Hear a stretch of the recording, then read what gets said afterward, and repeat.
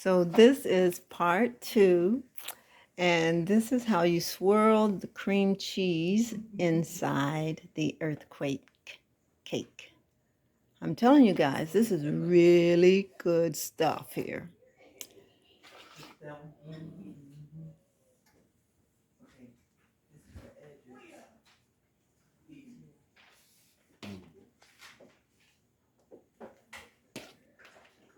Needless to say, so she melted the cream cheese and added the confectioner's sugar, so it's very sweet.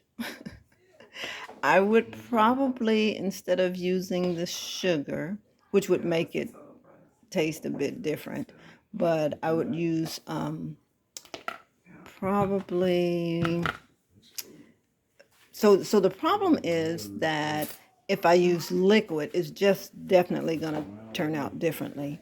So I would probably try to use a little brown sugar. Yeah, he'll bring those shirts. Oh, wow.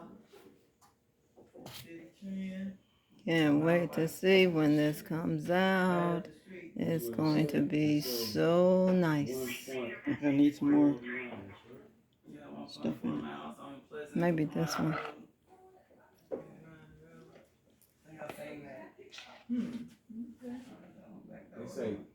So where did you put the vanilla extract? Was that in the batter or this? This. Oh, in that. Okay. So that goes into the cream cheese mix also. Well, no, L-A-N. Caster. Lancaster. And Just the she bakes. CHESTER. It erupts like an earthquake. So that's what it's called. Awesome. So we set it to 300 and what is that? 50? 350. And how long does it bake for? Until it's done?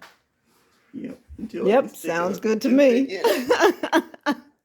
I told you guys, we don't really use much measurements nor time. It's just done when it's done and we just check it out. All right. So thanks for tuning in again. Ciao.